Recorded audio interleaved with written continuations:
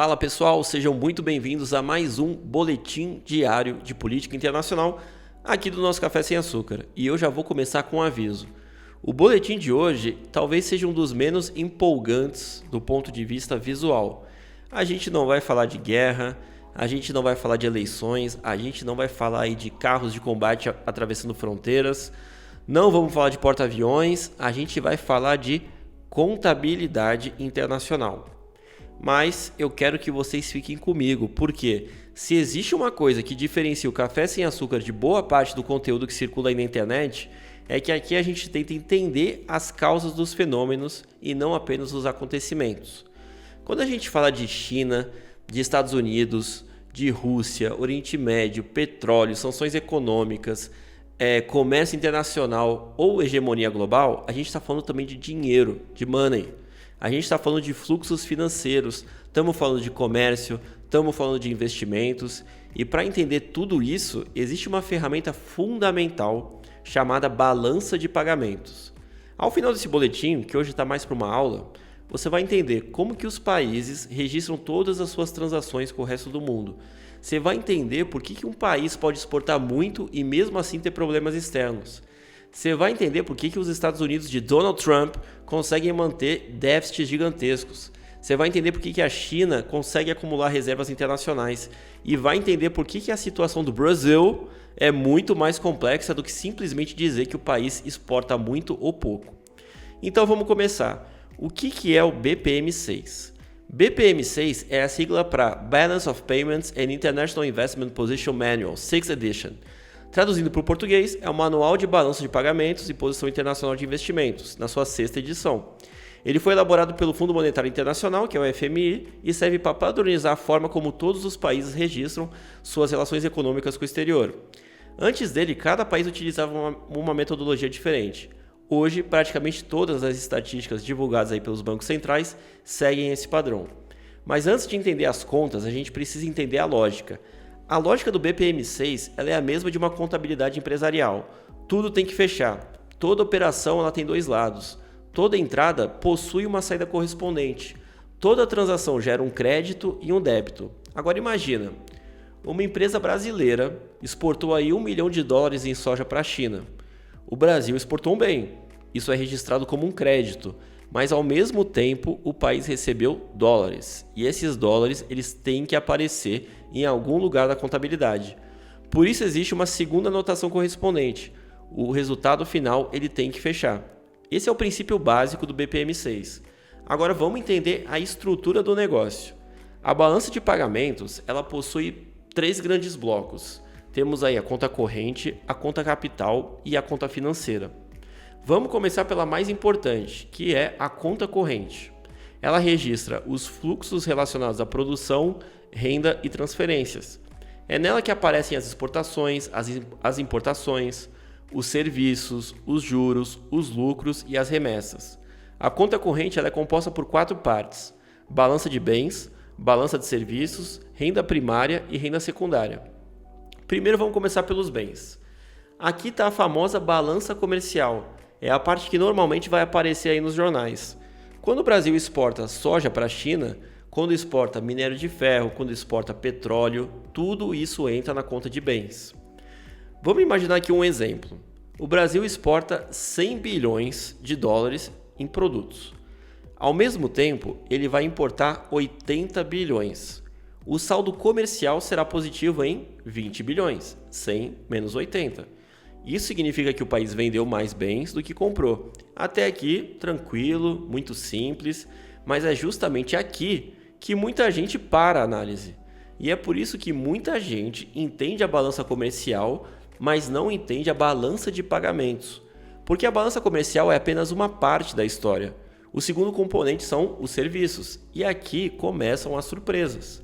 Serviços incluem turismo, inclui frete, seguro, consultoria, licença de software, serviços financeiros, serviço de streaming.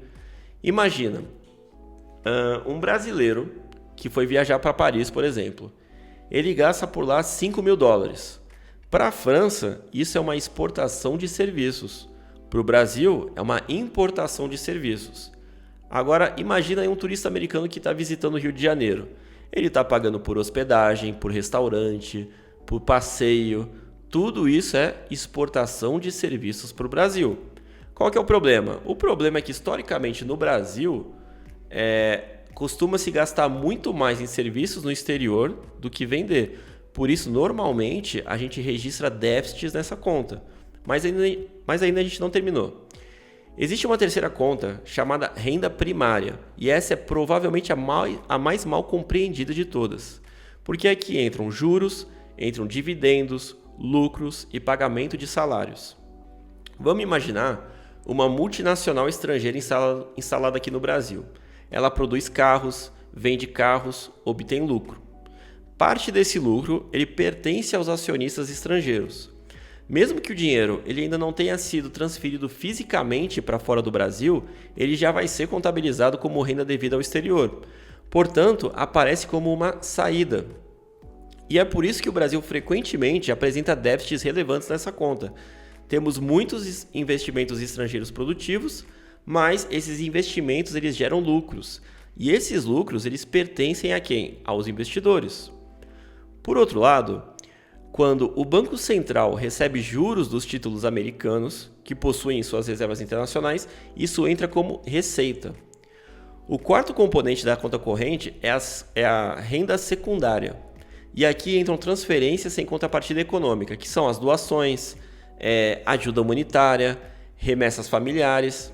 Você imagina aí, por exemplo, um brasileiro que está trabalhando lá na Austrália. Ele envia dinheiro para sua família no Brasil. Esse recurso ele vai entrar como transferência corrente. Agora vamos fazer uma conta completa. Imagina aí, um país que tenha um superávit em 50 bilhões de bens, 50 bilhões, que ele tem um déficit de 20 bilhões em serviços, ele tem um déficit de 30 bilhões em renda primária e ele receba aí 5 bilhões em transferências. O resultado qual que vai ser?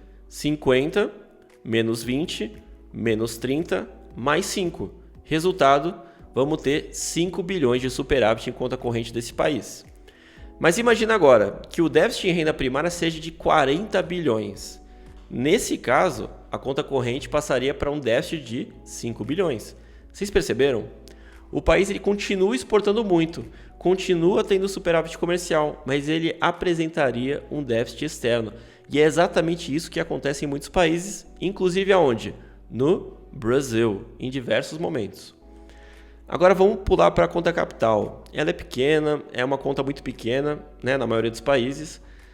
Aqui é onde aparecem as operações como transferências patrimoniais, que são perdão de dívidas, compra e venda de determinados ativos intangíveis, que patentes, direitos autorais, compra de marca.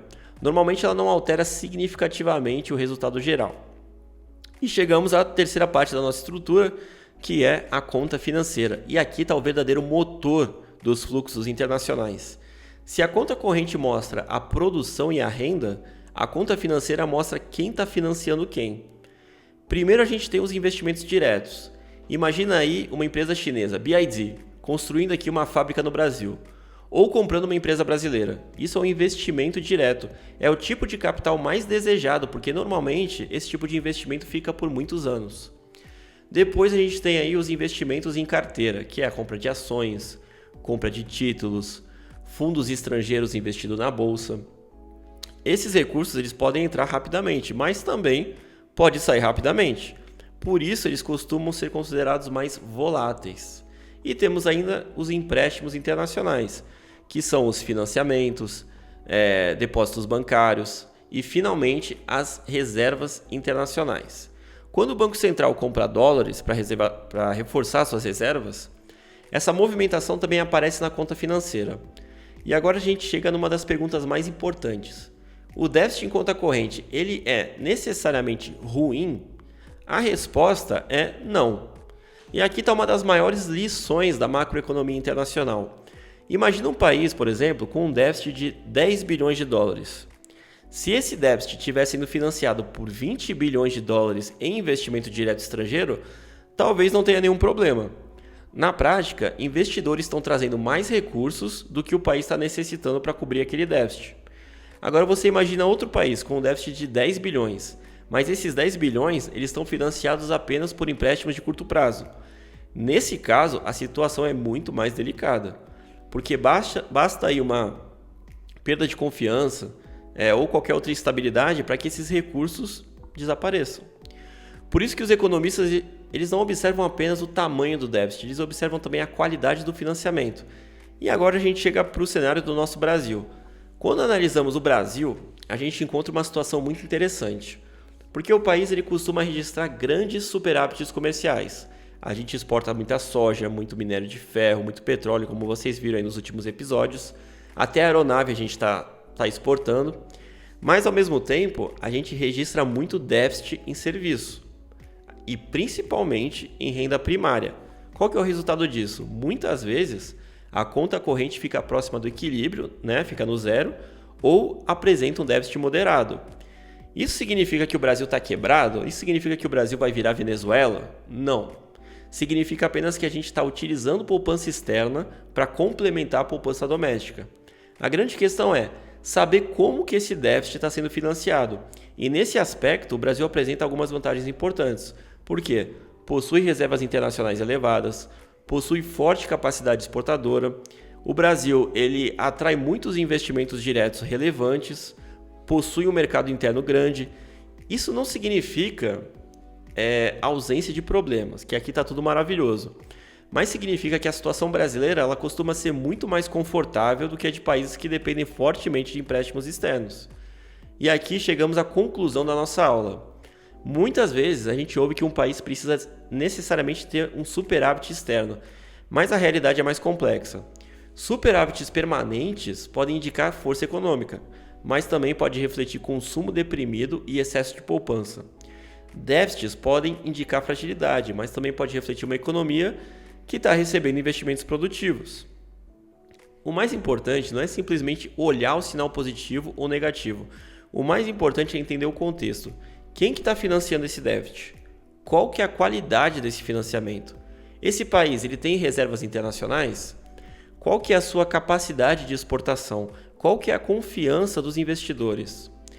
Quando vocês ouvirem uma notícia sobre tarifas americanas, sanções econômicas, crise cambial, guerra comercial ou disputa entre grandes potências, você lembra dessa aula. Porque por trás de quase toda a grande questão geopolítica existe uma questão econômica. E por trás de quase toda a questão econômica existe uma balança de pagamentos. Se você chegou até aqui, meu amigo, parabéns! Porque hoje você aprendeu uma das ferramentas mais importantes para compreender o funcionamento da economia global.